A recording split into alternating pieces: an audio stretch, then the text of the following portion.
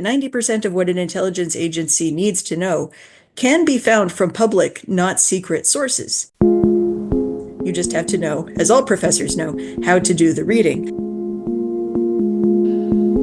I'm Michael Tamblyn. This is Kobo in Conversation. My guest is Elyse Graham, author of Book and Dagger: How Scholars and Librarians Became the Unlikely Spies of World War II.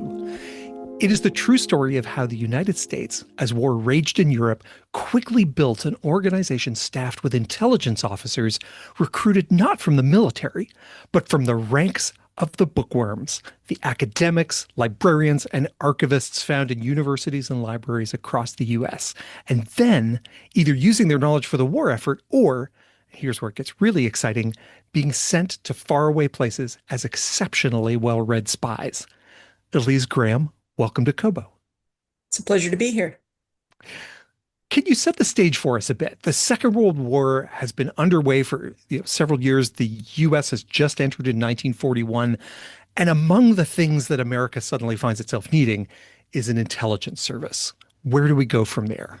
So, at the start of World War II, the US didn't have a standing intelligence agency. They had to figure out very fast how to populate that intelligence agency, how to give it the information that it needed, how to give it the resources that it needed in order to perform wartime intelligence. William Donovan, who was hired as the head of a new agency called the OSS, the Office of Strategic Services, the predecessor to today's CIA, was a lawyer. And he knew, as lawyers do, that you can't really do your work unless first you do the reading.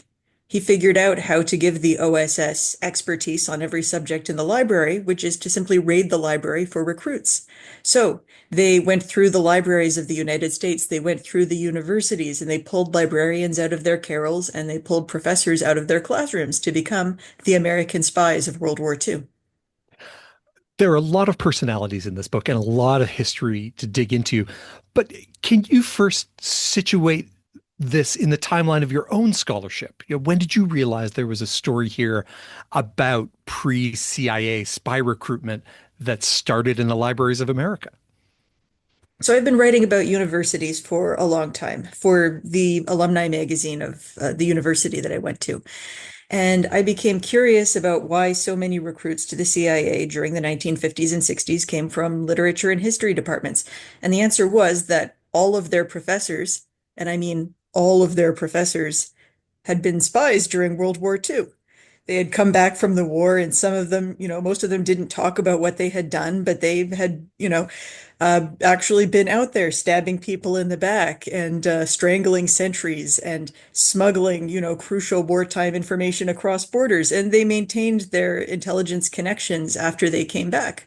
So it was very common to have, a student from a history department, from an English department, have, a hand placed on their shoulder and have a professor ask them, how would you like to serve your country in a different way? I was fascinated with the stories of the professors, and it kind of went on from there. And at the beginning of the war, what were the skills that the OSS was looking for that made academics so attractive as potential recruits? For one thing, they were very good at getting information, at tracking down information in the first place. I mean, libraries aren't just places to store information.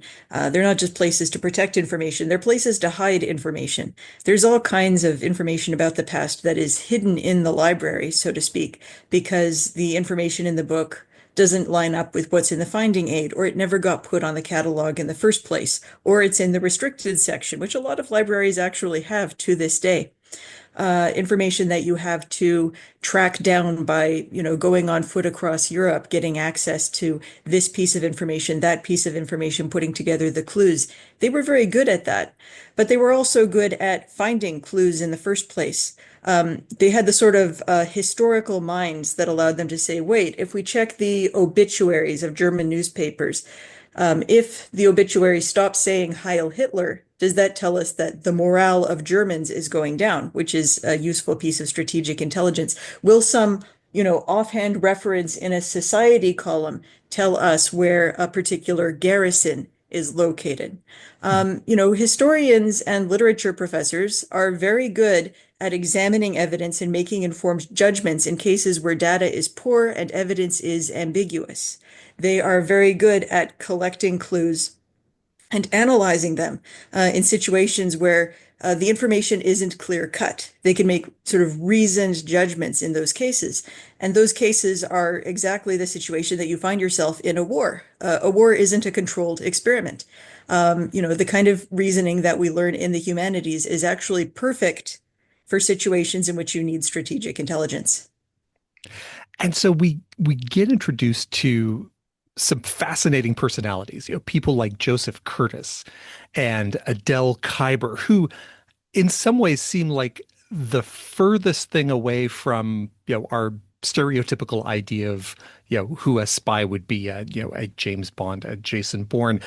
But these were exactly the people that William Donovan was looking for. And so what were the particular things about them that made them fit well into the intelligence world? So in the movies, spies are kind of these ripped hunks who carry around a lot of high-tech gadgets. But in real life, it's not like that. In real life, for instance, a high-tech gadget or a weapon would blow somebody's cover. So they were trained to go out into the field with only their wits to protect them. And these spies, librarians and professors, were chosen precisely because they would be overlooked. The ideal spy, and this is something that a CIA chief said once, is somebody who wouldn't be able to get the attention of a waiter at a restaurant. So you had someone like Adele Kuyper, right? She was a woman, so at the time she would be overlooked. She got her PhD at the University of Chicago, and because a woman couldn't really go into the professoriate in those years, she got a profession for herself, traveling around Europe and taking photographs of rare texts in archives to send back home to scholars in the United States. She was a bibliographic detective. And so she became extremely good at working the archives and working people and finding documents, right? She could get material that was restricted out of the Vatican archives, which, you need permission from a church official in order to see stuff that's there. And you really do need to kind of con your way into the hearts of cardinals in order to get at the good stuff. She had been doing this for 10 years by the time she was recruited by the OSS, and she was sent to Stockholm, where she had to work undercover because spies weren't allowed to operate in Sweden, as a document hunter. So she was collecting all of this information that she should not have been able to get access to, like, physics journals from Germany. Very useful because that kind of information could be sent to the library at a little place in New Mexico called Los Alamos. Business directories for Berlin. Why do you need those? Because they tell you where the factories are that produce ball bearings. Why do you need to know where the factories are that produce ball bearings? Because ball bearings are used to produce fighter planes and tanks and gun carriages and all the moving parts of Hitler's war machine. So if you find out the addresses of the places that produce ball bearings, then you can either bomb those factories or you can get saboteurs on the inside to carry a pocket full of sand into the factory and disable the machines. She was the most productive documents acquisition agent of the war. She sent home newspapers, she sent home scientific journals, she sent home photographs that were taken by the underground. She sent home books that were on a restricted list, and were only sent to certain vetted subscribers that had been sent out by the Nazi regime. So people were getting an inside look into sort of the planning of the Nazi regime through her, and all of like literal tons of material that she was able to send back without ever being detected as a spy. Tell me a bit about Stockholm at that time. Like, as you describe it, Sweden was a neutral country, but Stockholm was just lousy with spies. That's right. So Stockholm was in Sweden, which was a neutral country, and Sweden maintained its neutrality in the war by asking the warring countries, how do we stay neutral? And they said, you can be neutral as long as there are no spies in Sweden. So on the surface, Sweden was this, sort of very beautiful, very perfect place where no spies operated and the war didn't touch it. But Adele Kuyper and spies like her were operating underground in order to get all of the information that Germany was sharing with Sweden because Germany wanted to persuade Sweden that German was the language of the sciences and Germany was the place of culture with a K. And if the Americans won, they would tear down the libraries and concert halls of Europe. But if Germany won, then you would have all of these sort of intellectual riches, which were therefore available for Kuyper to get. Now, Stockholm was neutral, but it wasn't impartial, and it was far from a safe place to be a spy. The Swedish police had trained with the Gestapo and were aligned with the Gestapo. So if a spy was caught by the Swedish police, they faced Gestapo-style beatings, interrogations, they faced detention, all of that sort of thing. It was still a very dangerous life, despite the fact that Sweden was a neutral country. And so that's one example of one of these crossroad areas where an academic could come in under some kind of cover that would give them access to documents and information and then start that pipeline of information back to the intelligence service that they represented. Another character from your book, Joseph Curtis, took a very different path and ended up in a very different place. Tell us about Joseph Curtis in Istanbul. Curtis was a young professor of English at Yale at the start of this.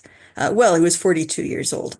But nonetheless, he seemed younger than he was, maybe, because he had had a very kind of hothouse flower life, right? He was from a wealthy family. He went to Yale undergrad, went to Yale for grad school, then became a professor there. He had a faculty residence at one of the residential colleges. He studied Renaissance literature. He had a very safe, very comfortable little life of letters. And then he was pulled out of that life, trained as a spy, and thrown into wartime Istanbul. Now, Turkey and Sweden followed opposite policies for maintaining neutrality. Sweden asked the warring countries, how do we stay neutral? And the answer was, you must let no spies operate in Sweden. Turkey asked the warring countries, how do we stay neutral? And the answer was, you must let everyone's spies operate in Turkey, which meant that although the spies in Sweden had to work totally underground, in Istanbul, spies could pretty much operate out in the open. There were It was like 17 different spy agencies operating simultaneously in Istanbul. Spies sat at adjoining tables in restaurants trying to eavesdrop on each other's conversation, while the waiter eavesdropped on them both. Everyone in Istanbul was presumed to be a spy. And as you describe it, in some cases, almost everyone was a spy. From the moment that you walked into a hotel, the person carrying your bag, the person checking you in, the person, cleaning your room, all of them could be spies, and all of them could be working for different people. At the same time, yes, they could be double agents. They could be, the person who gave you a drink might be a spy. The nurse who, treated you for a hangover in the hospital might be a spy, all working for different agencies. The amazing thing is that Joseph Curtis, who really was the sort of person who couldn't get the attention of a waiter in a restaurant, wasn't actually suspected of being a spy. He he went to Istanbul. His cover was that he was collecting books for the Yale Library. He taught a little bit at a local university, went around to the local book bazaar. But in fact, he was told, what you have to do is to set up an X2 office here in Istanbul. And X2 means double cross. He was going to be in charge of tracking down German spies and turning them into double agents, which is, look, there's a lot of intrigue and backstabbing in academia, but this is something else altogether. And was he good at it? He was excellent at it. He was surprisingly good at it. So good at it that he had a non-trivial effect on the success of the Normandy invasion. To be X2, in so as much as possible, you don't want to destroy the enemy's spy networks. You want to turn them so that they're working for you. So the work of X2 is really classic spy work. You're tracking down people you suppose are agents, then you're trying to turn them, then you're trying to possibly get them to defect altogether. And the number of defections that Curtis's branch was able to effect in Istanbul was so large that Hitler, in a rage, wound up dissolving the Abwehr at a very important sort of moment when the Normandy invasion was being planned. So he was taking a lot of his own pieces off the board in terms of intelligence, and he was screwing up his own intelligence system, which really helped the Allies in their sort of combined effort to persuade Hitler that the invasion wasn't going to happen, or it wasn't going to happen when it was, or it was actually going to happen in Norway instead of France, or that sort of thing. In the world of spycraft, no player is unimportant. Somebody who might seem to be a very minor pawn in some obscure section of the board can make a play that winds up toppling the king. And regardless of where these agents came from libraries, from classrooms, many of them were sent to learn the full trade of spycraft, not just gathering intelligence, but all of the cloak and dagger skills as well. What did an agent go through when they were getting prepared to go out into the field?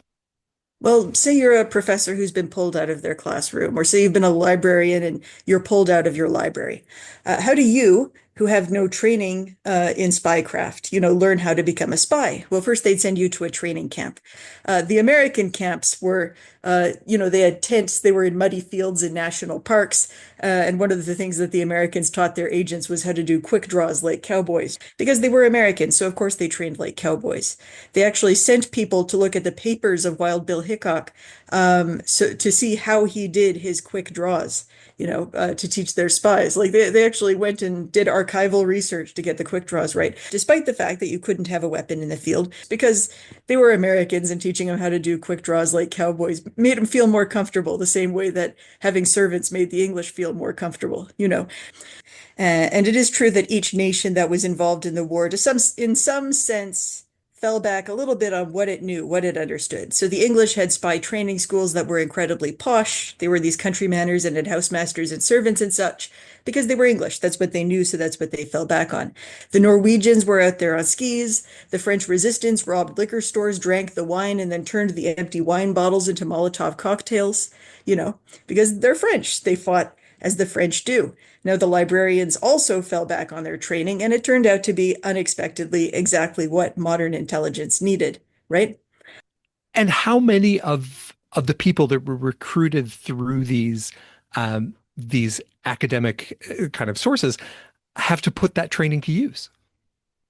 I mean, some of them went into research and analysis, which was in Washington, and that would be studying all of the material that the spies out in the field sent home, trying to get these clues, trying to draw together from outdated maps and from novels and from postcards and from newspapers, information that would be valuable strategic information for example, invading North Africa. I will note that these guys were sometimes locked in the basement of the Library of Congress for a week at a time to get their work done. And if your heart beats a little bit faster at the thought of being locked in the basement of the Library of Congress, then you probably would have been recruited during World War II.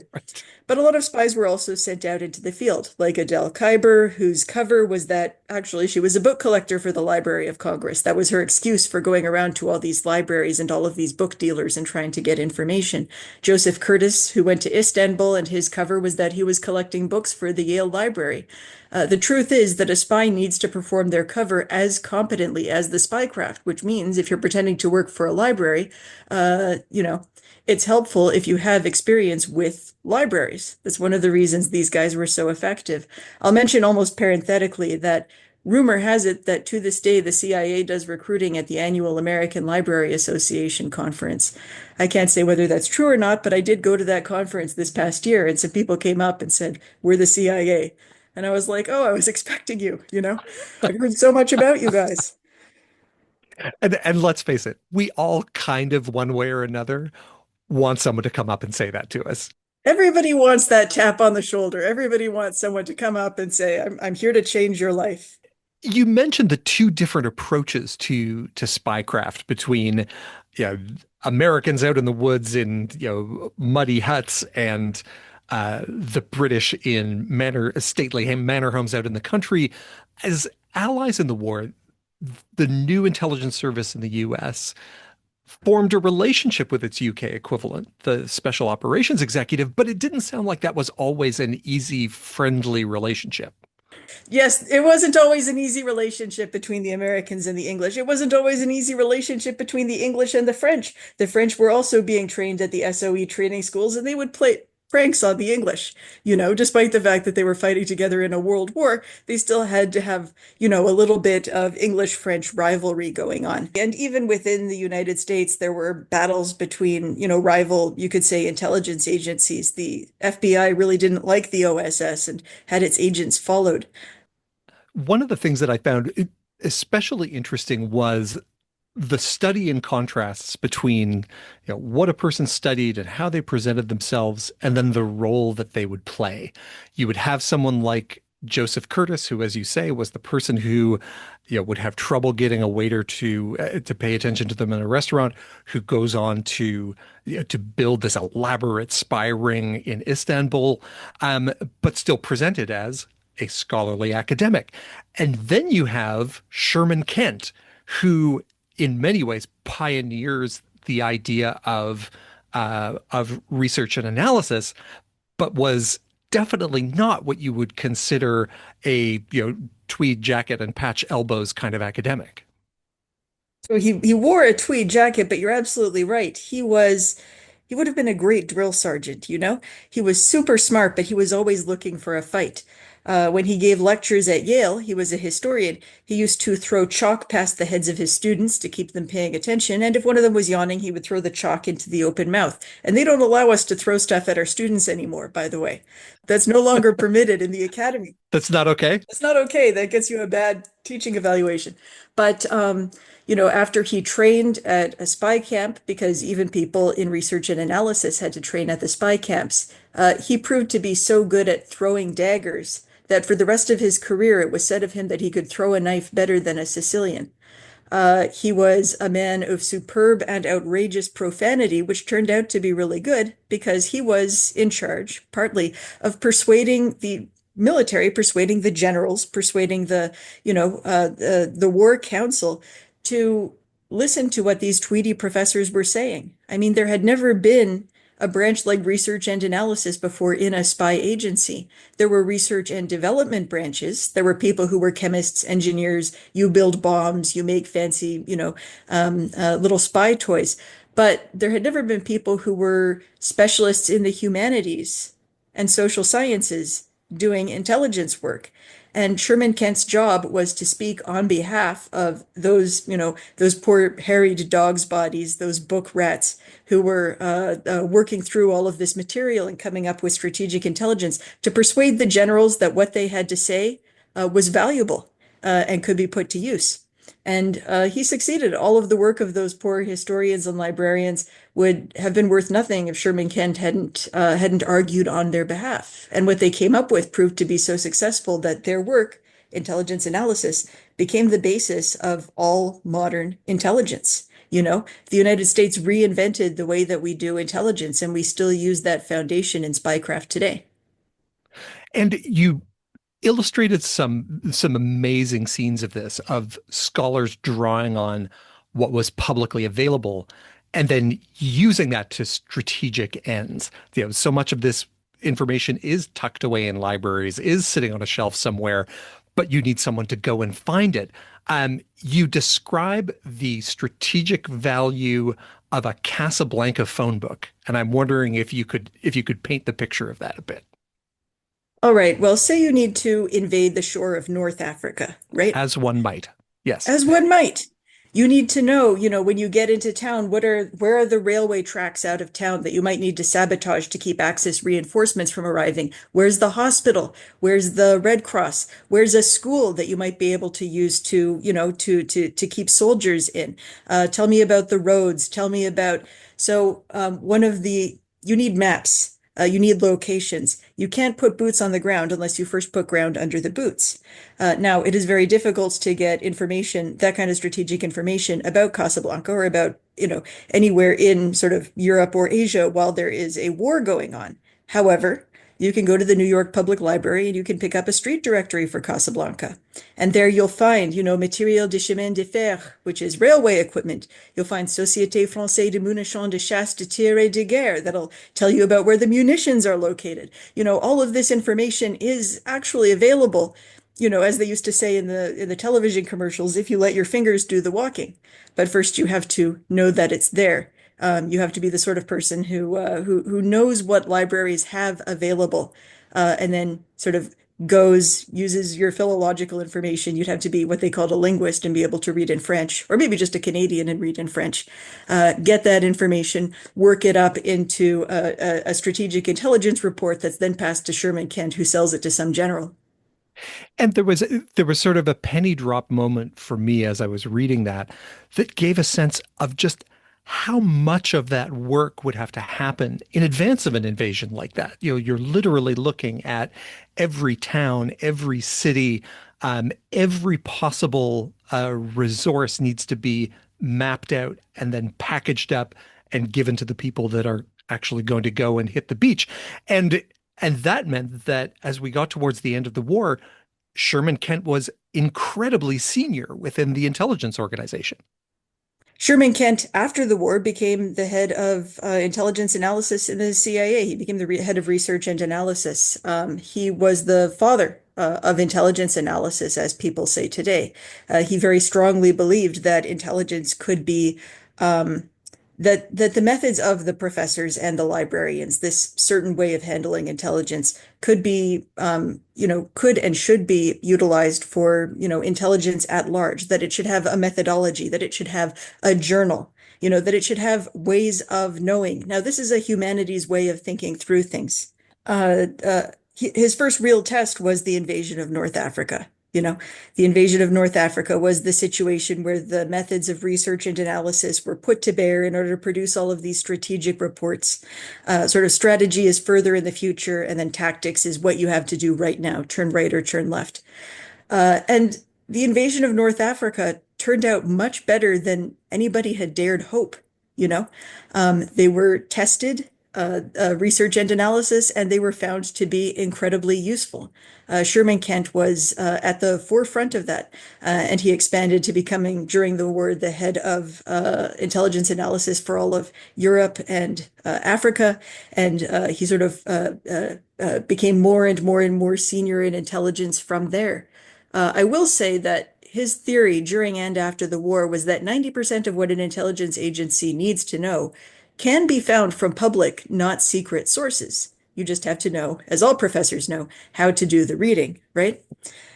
So he tested this by having a group of professors at Yale spend the summer in the Yale Library, coming up with the answers to very closely guarded questions about the US military.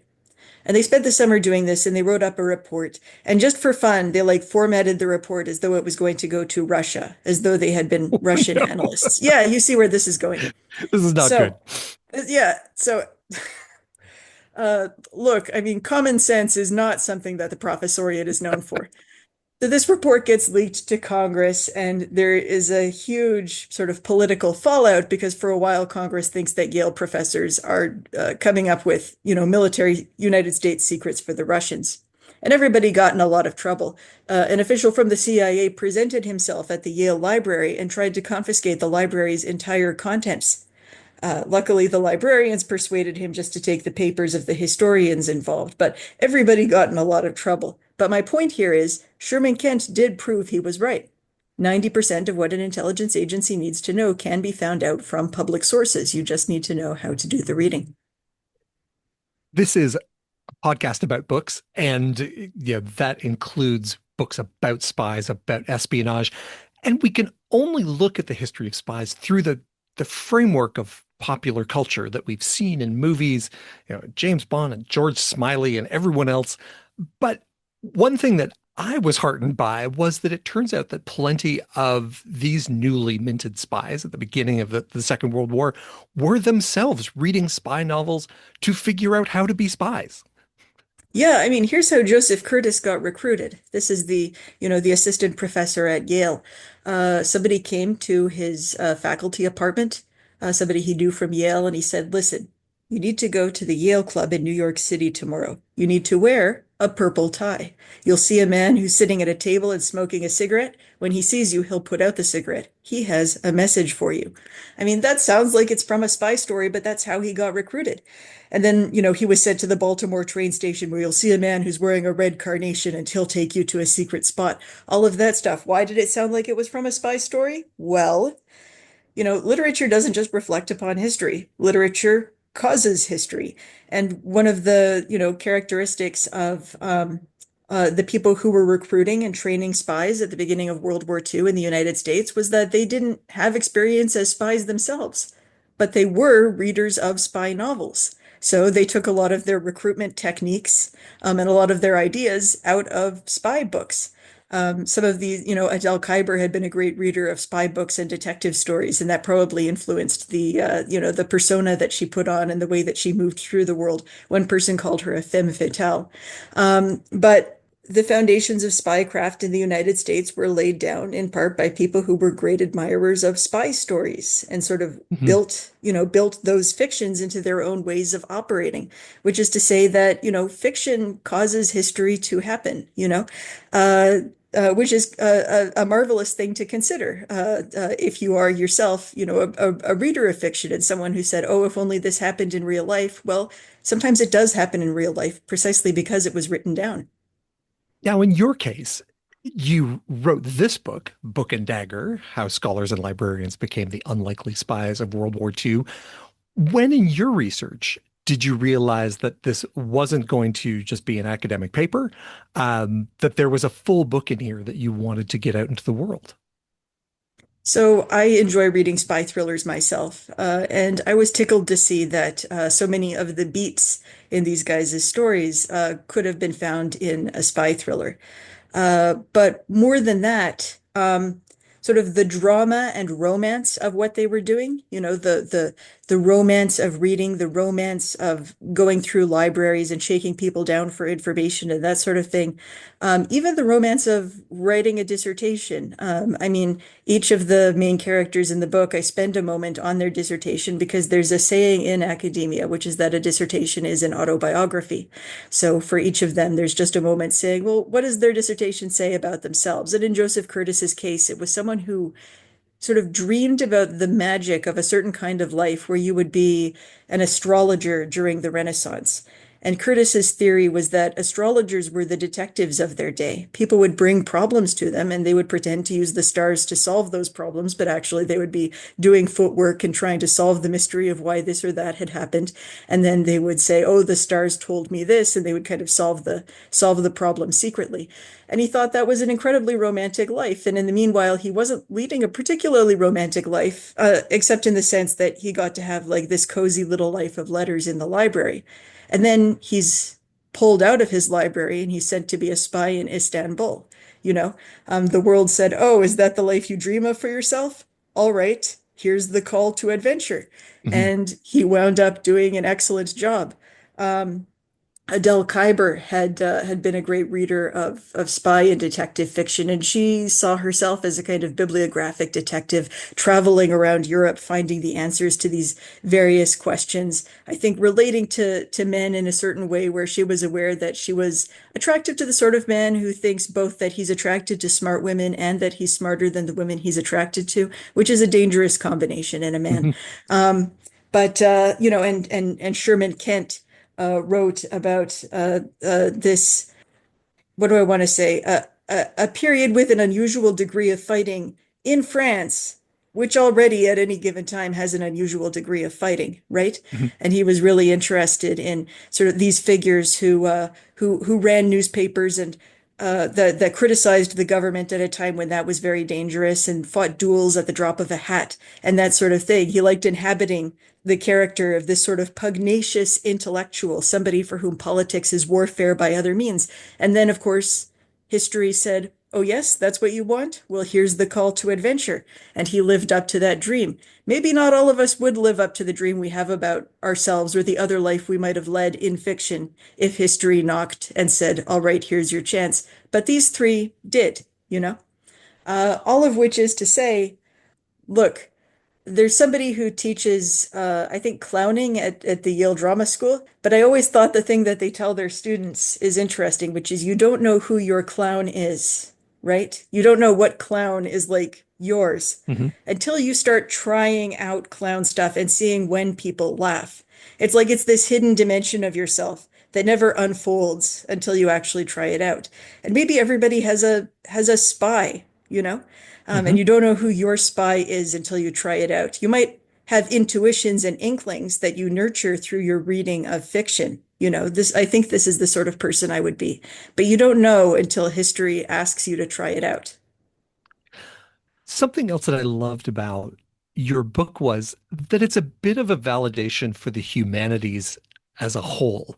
And the humanities are having a rough ride right now. We have, pressure on academic humanities from, an authoritarian direction, from a education should be practical and, lead to specific careers direction, from, the kind of the all-encompassing drive towards STEM. And yet here's a story where the ability to be well-rounded, the ability to, dig into books, into history, into literature, all kind of comes together and helps to win a war. As the complexities of the puzzles we try to solve become greater, the importance of the humanities becomes greater. The example of World War II demonstrates that. A war isn't a controlled experiment. Strategic intelligence estimates that you use in war are unprovable. We have to act in wartime anyway. Well, how do you do that? How do you deal with cases where the data is poor, where the evidence is ambiguous? How do you make informed judgments in those cases? Good news. That's exactly what they train people to do in the humanities. How do you find information that's hard to find or draw up reasoned arguments from clues that are, incredibly disparate and hidden, in the literature? Well, good news. The humanities trains people to do that. That was the insight of research and analysis in the OSS during World War II, and it proved to be incredibly, incredibly successful.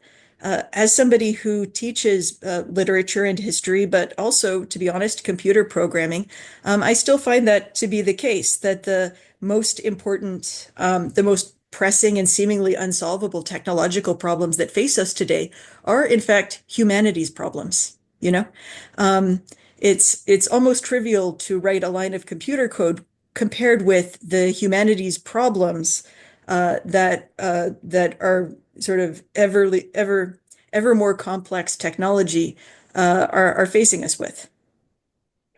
Before we go, I'd love to get a sense of some of the books that you were reading or you were looking at as you were putting this together, not so much as source material, but other books that you looked to for inspiration or that sparked ideas that ended up in the book. Give me 1 second because I have some of those books here and I want to look at their titles. Is that all right? Totally. Give me 1 second. Sorry, buddy.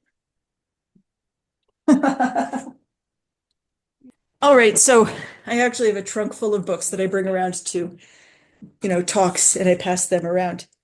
So I was trained in part in the field of the history of the book, which, argues that the material, form of books has important things to teach us historically. So I actually did start collecting books from the period, especially books that are relevant or important in some way to the period spycraft. So, for example, I have manuals, fighting manuals written by the people who taught fighting at the spy camps. And I did ask our department's administrative assistant to try some holds on me, and she almost broke my wrist. So A plus, excellent instruction here. Although I will warn listeners that the instruction here is not in how to injure or incapacitate someone, it's about how to kill someone. A spy was not supposed to leave witnesses behind if they did get into a fight. So, you actually shouldn't be practicing this in the office. And the book that you were holding in your hand was called Get Tough Yes. in beautifully action-packed lettering across the front of the cover. It does look like comic book lettering. Yeah. It does. All right.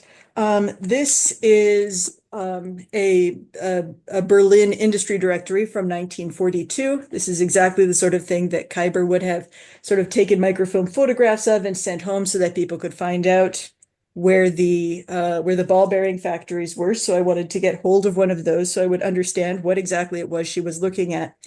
Okay, this one doesn't relate to spycraft, but it has a place in my heart.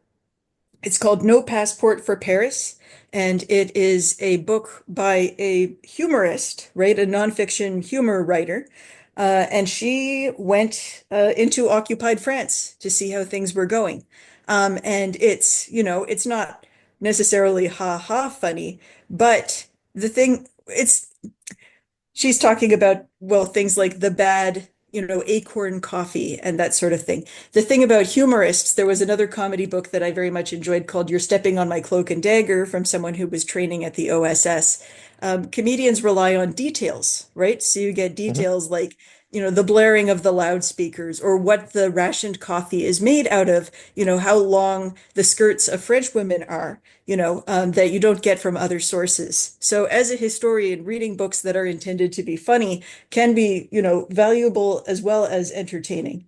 There are this is an Istanbul tourist guide, which again, it's got maps in here. It's got information about where everything is located, information about the locals, about Turkish cooking, about the culture, that if you were going to Istanbul to be a spy, this could very well be an indispensable manual as you were trying to fit in or to make friends who could be useful to you. Let's see. I got this is a bookstore that I think still exists, Sandberg's Book Handle in Stockholm. And these are catalogs from those years that they were putting out. So I wanted to see sort of what the circulation in rare books was like, where she might be making interventions, what she might have access to. So the long and short of it is like if you have a love for rare books, particularly the type of rare books that are like rare but not too expensive because, Mhm. only somebody who is writing this particular kind of book sees their value. I mean, there isn't a lot of a market for Berlin industry directories from 1942, right? These are the sorts of things that I really enjoyed looking through. I even got an atlas that R&A was looking at in order to try and get some of its map information. And the atlas I won't bring out because it's the size of a table. It's extremely large. And the funny part about that is that it probably would have been taken from the New York Public Library and run by a very young courier because nobody suspects children, from the New York Public Library to the secret headquarters of the OSS in Rockefeller Center in New York.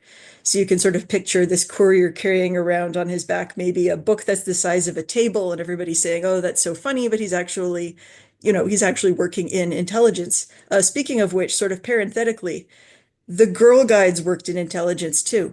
The Girl Guides in Britain and I don't know, maybe at Camp X in Canada, I never checked, but they actually worked inside the intelligence buildings as, they would carry paperwork from one office to another and that sort of thing. Young girls with the sashes. So, Well, please tell me they got a badge for that because, yeah, you God, I really hope they should. got a merit badge for that. Or at the very least, they should put out a merit badge for the 80th anniversary of the victory in the war. You know what I mean? Exactly. Just put one out that you can keep alongside your campfire merit badge and that sort of thing.